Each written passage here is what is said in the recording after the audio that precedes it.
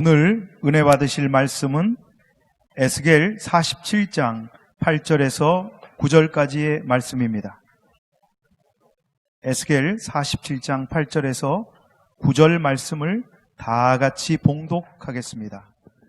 그가 내게 이르시되 이 물이 동쪽으로 향하여 흘러 아라바로 내려가서 바다에 이르리니 이 흘러내리는 물로 그 바다의 물이 되살아나리라.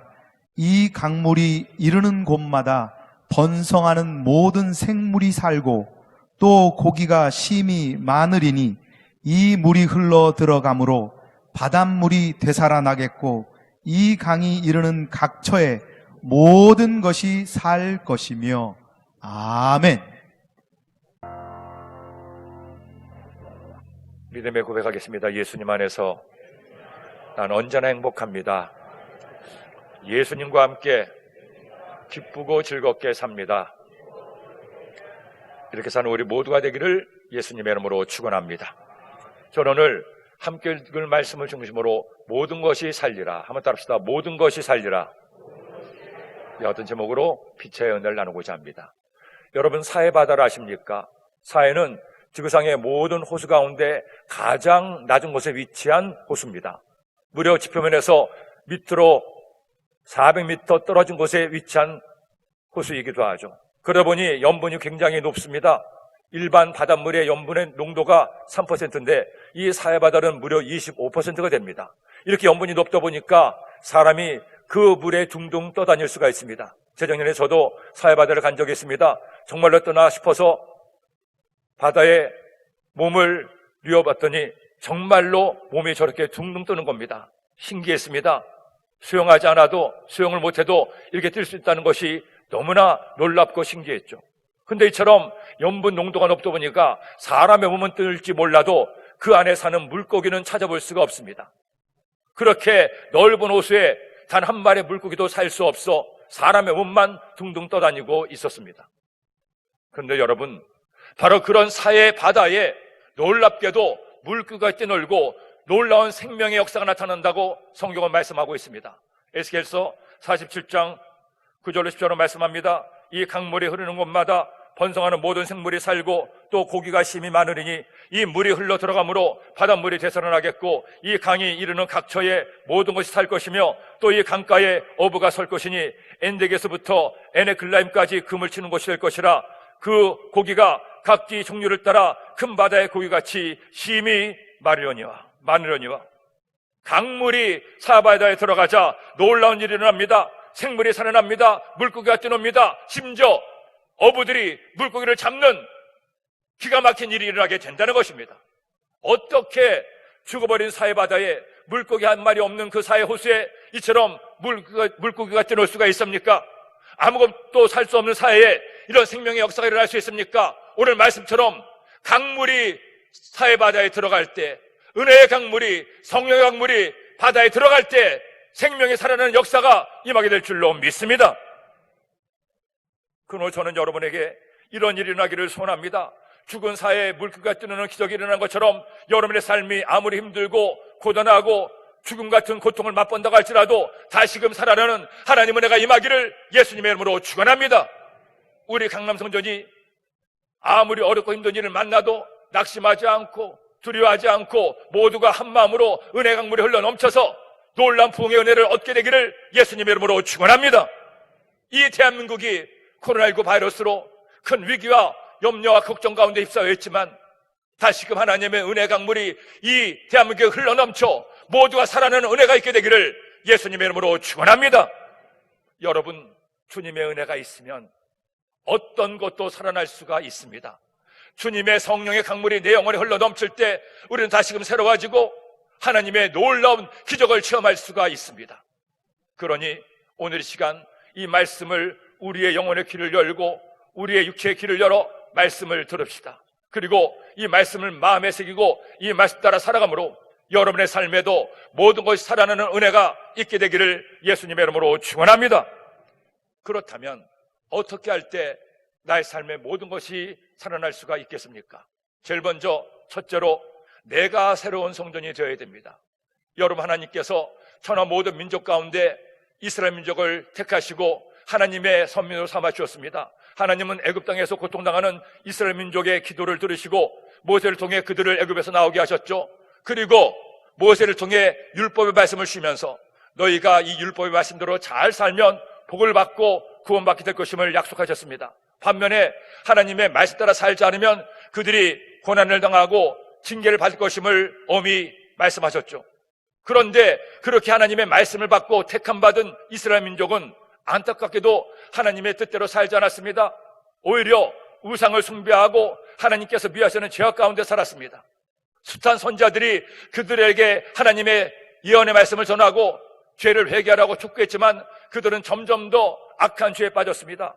결국 솔로몬 이후 로보암 시대에 그들의 죄 때문에 나라가 둘로 나뉘게 됩니다.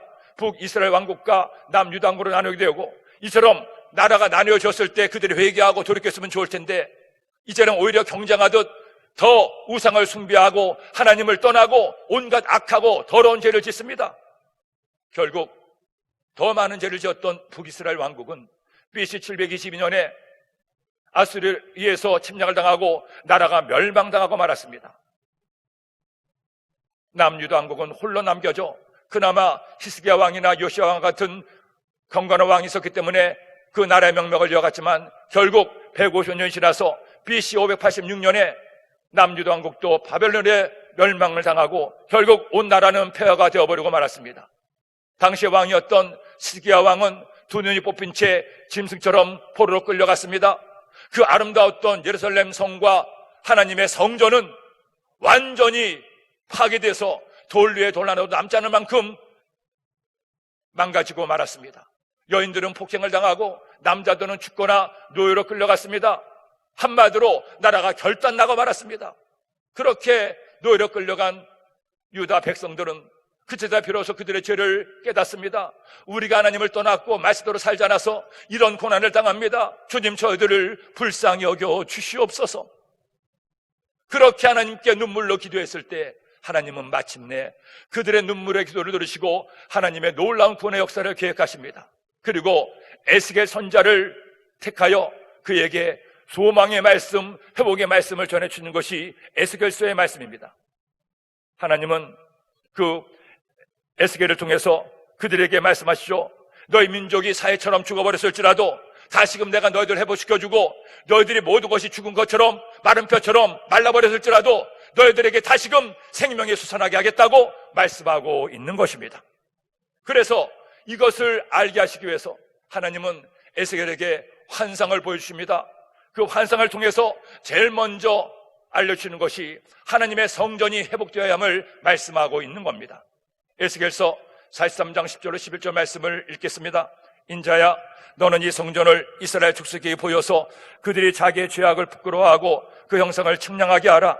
만일 그들이 자기들이 행한 모든 일을 부끄러워하거든 너는 이 성전의 제도와 구조와 그 출입하는 것과 그 모든 형상을 보이며 또 그 모든 규례와 그 모든 법도와 그 모든 율례를 알게 하고 그 목전에 그것을 써서 그들로 그 모든 법도와 그 모든 규례를 지켜 행하게 하라. 모든 것이 살아나는 은혜가 임하기 위해서 제일 먼저 할 일을 말씀하고 있습니다. 너희들의 성전을 다시 건축하라는 겁니다. 너희들의 성전을 회복시키라는 겁니다. 환상 중에 하나님은 에스겔을 무너져버린 예루살렘 성전토로 데려가십니다. 그리고 에스겔에게 다시 재건할 성전의 설계도를, 그것에서 하나님을 예배할 제사장들을, 그리고 하나님께 드릴 절기와 제물들에 대해서 말씀을 하고 있습니다. 너희가 회복되기 원하느냐? 너희의 모든 삶에 죽음 같은 고통이 사라지기를 원하느냐? 제일 먼저 할 일이 있다. 너희의 성전을 회복하라.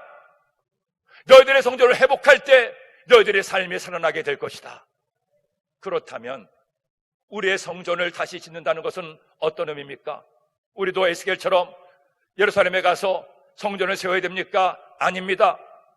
성경 우리에게 말씀하죠. 예수님이 이 땅에 오시고 성령이 내 안에 오셨을 때 우리의 영혼이, 우리의 마음이 성전되었다고 말씀하고 있습니다. 고린도전서 3장 10절로 말씀하죠. 너희는 너희가 하나님의 성전인 것과 하나님의 성령이 너희 안에 계시는 것을 알지 못하느냐. 하나님의 성령께서 내 마음에 오실 때 우리의 마음이 하나님이 거하시는 성전이 됩니다. 그렇기 때문에 내 삶의 모든 것을 살아나기 위해서는 제일 먼저 뭘 해야 됩니까?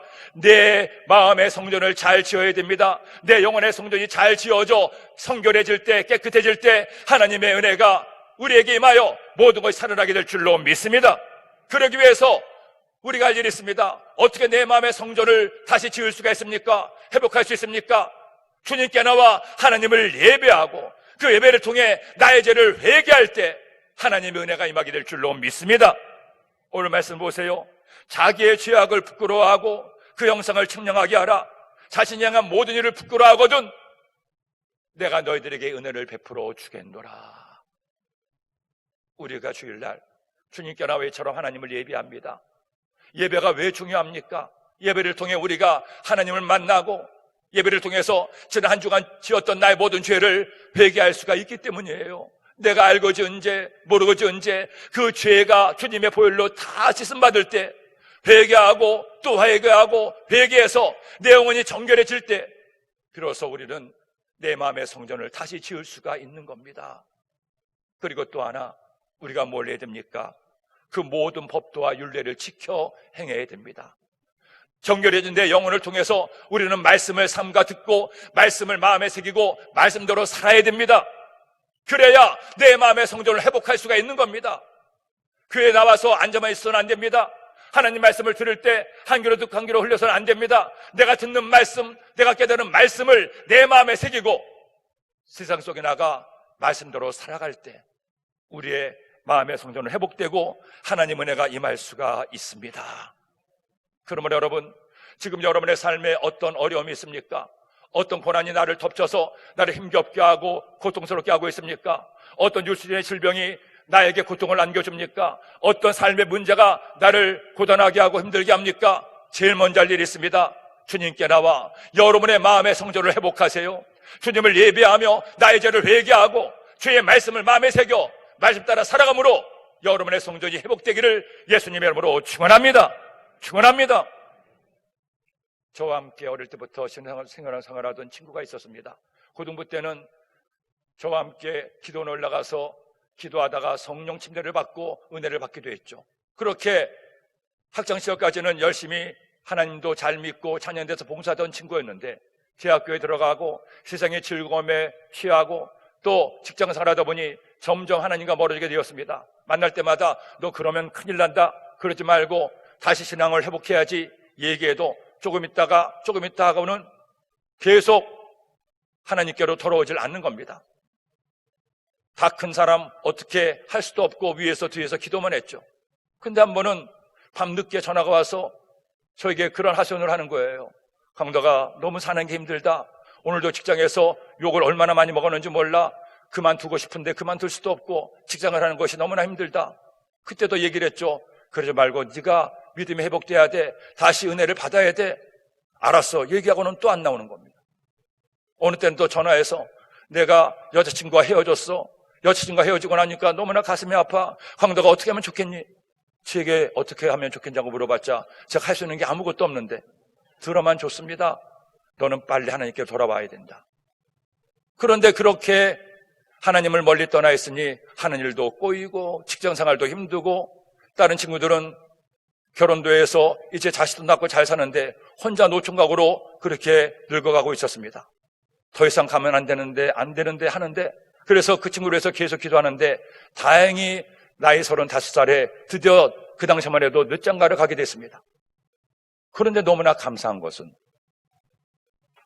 그 아내들 자매가 예수님을 잘 믿는 자매였어요. 그걸 알고 나서 다행이다. 이제 하나님께서 일하시기 시작했구나 생각을 했죠. 아니나 다를까 결혼하고 나서 아내에게 빠진 그 친구가 다시 교회를 다니기 시작했습니다. 저에게 하는 말이 강도가 내가 다시 교회를 다닌다. 내가 잘 다닐 수 있도록 위해서 기도를 해줘. 교회를 다니는 것만으로도 얼마나 감사한지. 그런데 어느 날 밤이 아니라 낮에 전화를 했습니다. 제가 전화를 받으니까 얼마나 좋은 일이 있었는지 저에게 김 목사님 내가 드디어 주님을 새롭게 만났어. 은혜를 받으니까 호칭부터 달라졌습니다. 광덕아에서 김 목사님으로 바뀌었어요. 지난주에 교회에서 붕해가 있었는데 그 부흥회를 통해서 내가 은혜를 받고 성령의 재충만을 받고 내가 얼마나 하나님 보시기에 부끄러운 죄를 지었는지, 얼마나 주님 멀리 떠났는지 알게 됐어. 너무너무 감사해. 김 목사님, 나를 위해서 기도해 줘서 너무나 고마워요.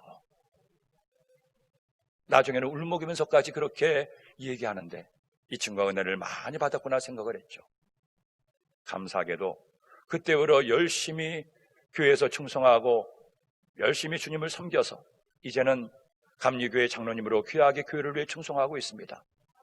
그리고 토요일날 시간이 날 때마다 기도원에 올라가서 나라와 민족을 위해서, 자신 섬기는 교회를 위해서, 이전에 자신의 교회였던 수보원교회를 위해서도, 또 부족한 저를 위해서도, 가족을 위해서 하나님께 기도하고 있다고 하니 목사보다 나은 장로라는 생각이 들어요.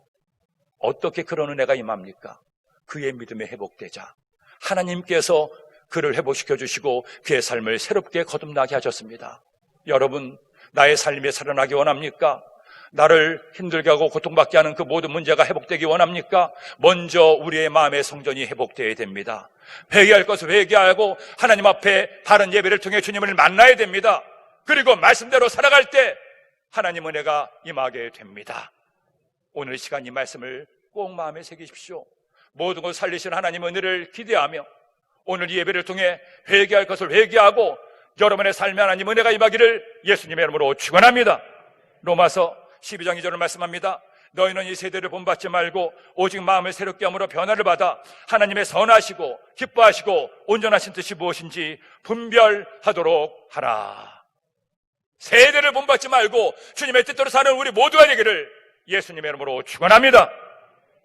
둘째로, 성령으로 충만할 때 모든 것이 살아납니다. 여러분, 우리의 삶이 새로워지기 위해서는, 회복의 은혜가 나의 삶에 임하기 위해서는 먼저 내 마음의 성전이 회복돼서 하나님 앞에 바로 서야 됩니다. 그래서 하나님 말씀대로 살아야 됩니다. 근데 한 가지 문제가 있어요. 내가 하나님 은혜를 깨닫고 말씀대로 살려고 열심히 노력하는데 잘 안 되는 겁니다. 왜? 아직도 우리의 마음속에 죄의 본성이 남아있기 때문에 사랑하기보다는 미워하고, 용서하기보다는 분노하고, 감사하기보다는 원망하고 불평하는 것이 더 앞서가는 우리의 악한 마음이 우리 속에 숨어 있어요. 그렇기 때문에 아무리 회개하고 새롭게 살려고 해도 자꾸만 그 죄가 나를 가로막습니다. 하나님의 뜻대로 살지 못하게 가로막는 거예요. 어떻게 우리가 그 죄의 본성을 이기고 하나님 말씀대로 살아서 승리하고 모든 것이 살아날 수가 있습니까? 꼭 필요한 것이 있습니다. 성령의 충만한 은혜를 얻게 되기를 예수님의 이름으로 축원합니다.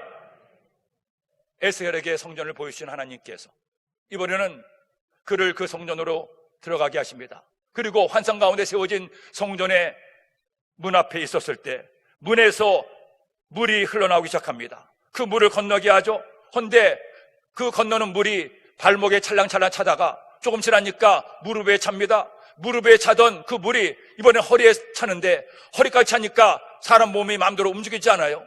야, 허리를 찼네 하는 순간에 그 물이 마침내 에스겔의 온몸 머리 위에 넘치게 됩니다. 에스겔 47장 4절 5절은 말씀하죠. 함께 읽겠습니다. 다시 천척을 측량하고 내게 물을 건너게 하시니 물이 무릎에 오르고, 다시 천척을 측량하고 내게 물을 건너게 하시니 물이 허리에 오르고, 다시 천척을 측량하시니 물이 내가 건너지 못할 강이 된지라. 그 물이 가득하여 헤엄칠 만한 물이요 사람이 능히 건너지 못할 강이더라. 여러분, 도대체 이 성전물에 설러 넘치는 강물이 어떤 물입니까? 바로 성령의 생수인 줄로 믿습니다. 물은 하나님의 성령을 의미합니다. 즉, 내 마음의 성전이 회복됐습니다. 이제 회복된 내 마음의 성전에 하나님 은혜가 임하고 모든 것이 살아나기 위해서는 무엇이 필요합니까? 내 힘과 노력만으로 안 됩니다. 성령의 도우심이 있어야 됩니다. 예수님을 나의 구주로 믿을 때 하나님의 성령이 내 마음속에 와 계셔요. 헌데 마음속에 와 계시는 것만으로 안 됩니다. 물이 에스겔을 덮은 것처럼 하나님의 성령이 나를 덮어버려야 됩니다. 나로 충만해질 때 우리는 죄의 권세를 이기고 승리의 삶을 살게 됩니다. 그러므로 우리가 뭘 해야 됩니까? 나의 죄를 회개할 뿐 아니라 말씀을 마음에 받을 뿐 아니라 이제 하나님의 성령으로 충만해서 성령 충만함으로 성령과 함께 사는 여러분 되기를 예수님 이름으로 축원합니다. 성령 충만 받을 때 성령 은혜가 충만하게 말 때 우리는 비로소 성령님과 함께 모든 것을 살게 하는 은혜를 체험할 수가 있어요. 아무리 사람이 발버둥 치고 노력하고 내 힘으로 살아보려고 해도 내 힘만으로 결코 하나님의 은혜 강물 속에 뛰어들 수가 없고 내 힘만으로 말씀대로 살아갈 수가 없습니다. 이스라엘 백성들의 문제도 여기 있었습니다. 하나님 말씀을 받았지만 그들이 말씀대로 살지 못한 이유는 그들 가운데 그의 중보자 예수님이 없었고 그를 도우시는 성령님이 없었기 때문이에요. 하지만 이제 우리에게는 나의 구주 예수님이 계십니다. 나를 도우시는 성령 하나님이 계셔서 우리에게 말씀하고 있죠. 얘야, 나를 의지해라. 나에게 너의 모든 것을 맡겨라. 내가 너로 충만하여 너를 지도하고 너를 인도하고 너의 모든 것을 살려주겠노라. 벨기에 한 신학교에서 공부하던 청년이 있었습니다. 그 청년이 저에게 와서 하는 말이, 목사님, 우리 신학교는 세계 각국에서 모여서 하나님을 예배하고 하나님을 공부하는 신학교입니다.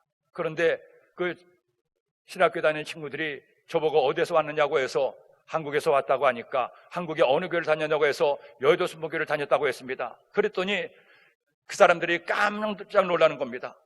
자신도 여의도 순복교에 꼭 한번 가보고 싶은데 어떻게 예배를 드냐고 물어와서 제가 여의도 순복교의 예배를 인터넷으로 보여줬더니 너무너무 부러워하는 겁니다. 그러면서 하는 말이, 나도 저곳에 가서 꼭 한번 예배 드리는 것이 내 평생의 소원인데 너는 좋겠다. 거기서 그렇게 예배를 드렸으니 참 좋겠다. 목사님, 세계 많은 그리스도인들이 여의도 순복음교회를 그렇게 좋아하는 것을 저는 그때 처음으로 알았습니다. 여러분, 여의도 순복음교회는 기독교의 전전 역사상 위대한 교회입니다.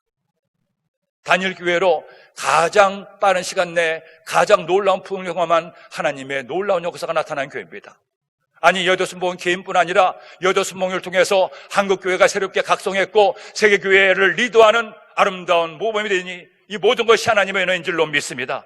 어떻게 이렇게 여의도 순복음교회의 위대한 봉의 역사가 나타났습니까? 세계 만방의 복음을 전하고 한국교회를 되살릴 수가 있었습니까? 조영기 목사님 때문입니까? 70만 성도 때문입니까? 물론 목사님의 강력한 말씀과 성령의 은혜, 성도들의 눈물 흘리는 헌신이 있었죠. 하지만 가장 중요한 이유가 있습니다. 이 교회는 성령님의 역사하심으로 태어난 교회입니다. 이 성령의 주인은 성령님이시고 성령님을 통해 조 목사님을 도구로 쓰시고 성도들을 통해 이런 위대한 부흥을 이루어낸 것입니다.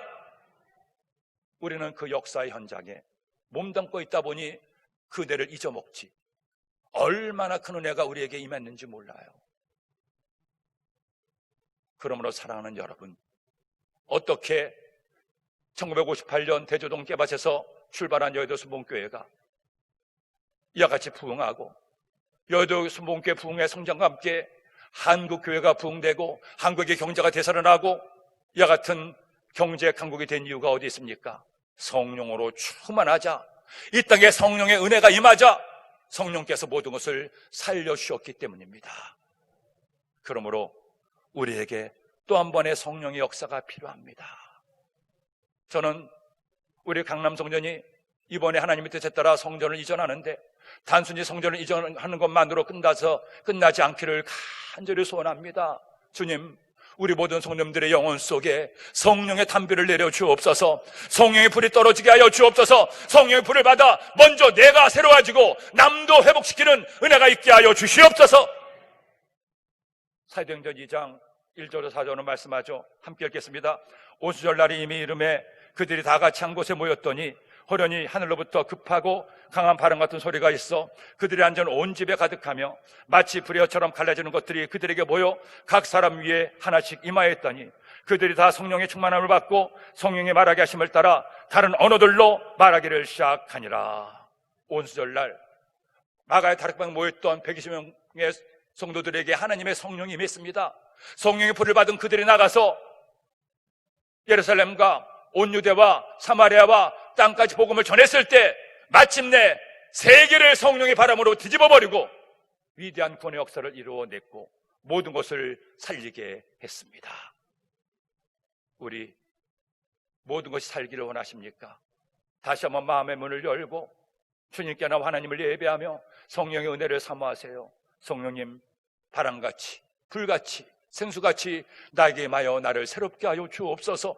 그래서 나의 모든 것이 살아나는 은혜가, 응답이, 기적이, 치료가 있게 하여 주옵소서. 기도하는 우리 모두가 되기를 예수님의 이름으로 축원합니다.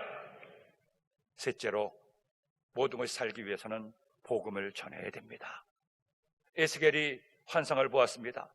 그 환상은 그의 가슴을 떨리게 했습니다. 심장이 두방망이를 칩니다.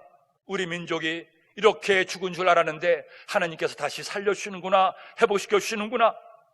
헌데 말씀은 여기서 끝나지 않죠. 성전에 차고 넘친 성령의 강물이 이제 흐르기 시작합니다. 8절로 9절 말씀을 읽겠습니다. 그가 내게 이르시되 이 물이 동쪽으로 향하여 흘러 아라바로 내려가서 바다에 이르르니 이 흘러내리는 물로 그 바다의 물이 되살아나리라. 이 강물이 이르는 곳마다 번성하는 모든 생물이 살고 또 고기가 심히 많으리니 이 물이 흘러 들어가므로 바닷물이 되살아나겠고 이 강이 이르는 각처에 모든 것이 살 것이며, 강물이 흘러내릴 때 흐르는 곳들마다 생명의 역사가 나타납니다. 모든 것이 살아납니다. 심지어 죽어버린 사회조차도 물고기가 뛰어놀게 됩니다. 어떻게 했을 때 모든 것이 살아납니까? 하나님의 성령의 강물이 흘러내렸을 때. 여러분, 성령으로 충만한 은혜를 받았다면, 내 안에 하나님의 성령으로 충만하다면 이제 우리가 할 일이 있습니다. 내 안에 계신 성령님이 흐르게 해야 됩니다. 내가 받은 은혜가 흐르게 해야 됩니다. 나만 예수 믿고, 나만 성령 충만받고, 나만 복받고, 나만 잘 먹고, 나만 치료받고, 나만 잘 살면 안 돼요. 고이는 물은 썩어 들어갈 수밖에 없습니다. 내가 받은 은혜와 내가 받은 성령의 놀라운 능력을 이제는 전해야 됩니다. 흘러 내려가게 해야 됩니다. 그럴 때 하나님의 은혜가 그에게도 나에게도 넘치게 됩니다. 내가 받은 은혜를 전해야 내 안에 다시 하나님의 은혜가 임하게 됩니다. 다시 새로운 하나님의 축복을 받게 됩니다. 하지만 내가 은혜를 받았음에도, 성령의 충만한 은혜를 얻었음에도, 응답과 기적을 체험했음에도 그것을 전하지 않고 흐르게 하지 않고 나만 가지고 있으면 썩을 수밖에 없습니다. 그러니 모든 것이 살아나기를 원합니까?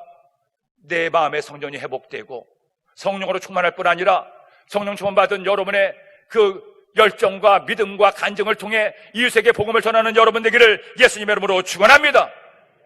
주의 복음을 전하는 것은 남만을 위한 것이 아닙니다. 나를 위한 것입니다. 내가 받은 은혜를 전해야 나도 은혜를 받을 수가 있기 때문이에요. 그러기에 예수님은 마지막 최후의 명령에서 우리에게 이처럼 명령하셨죠. 사도행전 1장 8절을 말씀하죠. 오직 성령이 너에게 마시면 너희가 권능을 받고 예루살렘과 온 유대와 사마리아와 땅까지 이르러 내 증인이 되리라 하시니라. 하나님의 성령으로 충만하게 하시는 것은 나 혼자 잘 먹고 잘 살려고 주시는 은혜가 아니에요. 복음의 증인되게 하기 위해서.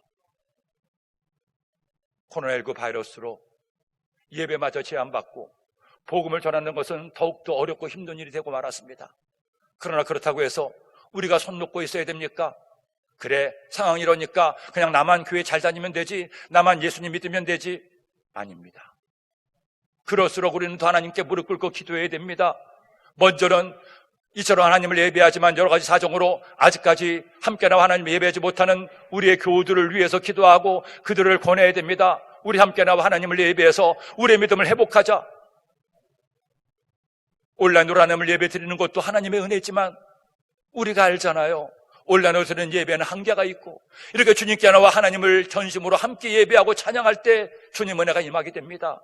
그러니 함께하지 못하는 성도님들의 사정을 주님께서 바꾸셔서 함께라고 주님 예배할 수 있도록 위해서 기도하고 권면하는 여러분 되시길 예수님의 이름으로 축원합니다.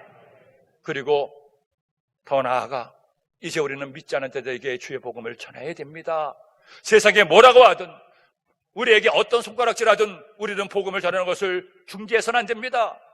주님을 향한 뜨거운 사명감을 가지고 복음을 전하고 이웃에게, 내 가족에게, 내가 아는 사람들에게 복음을 전할 때, 그래서 그도 예수님 믿고 하나님의 은혜를 얻게 될 때 나의 영혼에 하나님의 은혜가 더 크게 임하게 됩니다.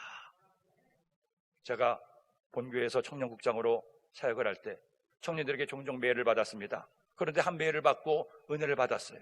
그 내용을 잠깐 소개해 드리겠습니다. 안녕하세요, 목사님. 저는 교회를 극도로 싫어하고 절에 가서 108배를 종종하던 반불교, 반무신론자였습니다. 그런데 작년 2011년 3월 여의도로 친구와 이사 오면서 크리스찬인 친구의 계속한 권면으로 순복음교회에 오게 됐습니다. 처음에는 외계 말 같은 방언도 무섭고 교회도 너무 크고 울며 기도하는 사람들도 정말 무섭고 이해가 안 갔습니다. 그런데 그런 제가 어느 순간부터인가 찬송가를 부르고 주체할 수 없을 만큼 눈물을 흘리기도 하고 지난 10월에는 부구역장까지 맡게 되었습니다. 얼마나 주님 은혜가 감사한지요.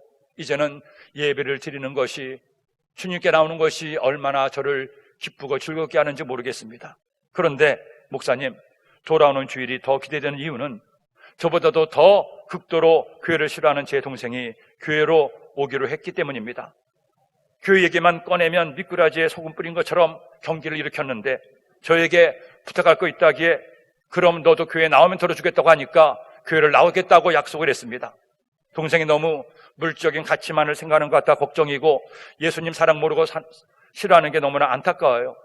주일에 동생이 한번 나와보다 그렇다고 했으니 저는 단일 기도를 작정하고 하나님께 계속 기도하고 있습니다. 오늘 저녁부터는 금식을 시작했습니다. 이런 마음도 하나님께서 주신 거겠죠. 돌아오는 주일 하나님께서 제 동생을 꼭 만나주셨으면 좋겠습니다. 목사님, 기도를 부탁드립니다. 저도 열심히 기도하겠습니다. 여러분의 마음속에 이런 간절한 소원이 있습니까? 영혼을 살려보겠다는, 내가 받은 은혜를 나누고 싶다는 마음에 불타는 소원이 있습니까? 그것이 있을 때, 그래서 때를 얻든지 못 얻든지, 그가 예수를 믿든지 안 믿든지 그것을 하나님께 맡기고 전하는 영혼이 될 때, 주님은 그런 여러분을 보시고 하늘문을 여시고 하나님 은혜를 부어주시며 모든 것을 살게 하십니다. 어떤 문제를 가지고 오늘 주님께 나왔습니까? 어떤 아픔을 가지고 주님께 나와 주님께 기도합니까? 어떤 육체의 질병으로 고통당하며 하나님 은혜를 구합니까? 하나님은 모든 것을 살리실 수가 있습니다. 노예가 되고 폐허가 되어버린 성전을 회복시키고 민족을 구원하신 하나님이 여러분들을 살리기를 원하십니다. 오늘 말씀 기억하십시오. 마음의 성전을 회복하세요. 하나님의 성령으로 충만하여 말씀대로 살아보세요. 그리고 주의 복음을 전하여 나의 은혜의 강물을 흘러내려서 여러분의 삶에 하나님의 위대한 응답과 기적이 넘치게 있게 되기를 예수님의 이름으로 축원합니다. 축원합니다. 기도드립니다. 하나님 아버지, 감사합니다. 고맙습니다. 오늘 저희들에게 이 말씀을 주시니 이 말씀 마음에 꼭 새겨서 세상은 두려워하고 힘들어하고 죽음과 같은 고통에 시달리지만 우리 주님을 믿고 의지함으로 우리 안에 천국이 임하게 하시고, 주님을 믿고 간구할 때 성령의 바람으로 모든 악한 것들을 다 날려주시고 은혜의 강물이 흘러 우리의 삶에 살아나는 은혜가 있게 하여 주옵소서. 예수님의 이름으로 기도드립니다. 아멘.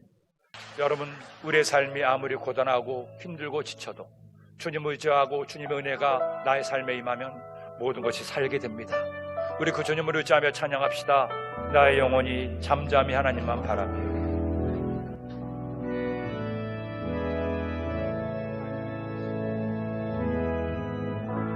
나의 영혼이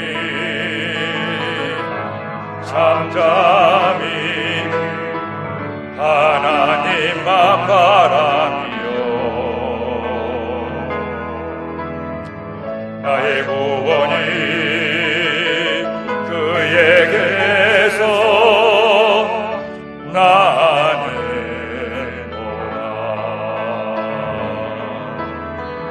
나의 영혼아 즐거이 하나님만 바라라. 나의 소망이 저에게서 나는도다. 오직 주만이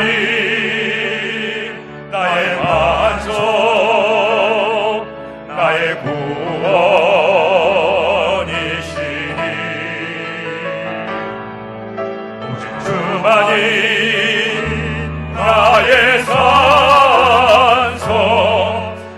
내가 요동치 아니. 모두 일어나서 찬양합시다. 나의 구원 나의 영광 되시는 주님을 찬양합니다. 나의 구원 나의 영광 하나님께 있으니 내 힘의 반석과 피난처 되시네. 오직 주만이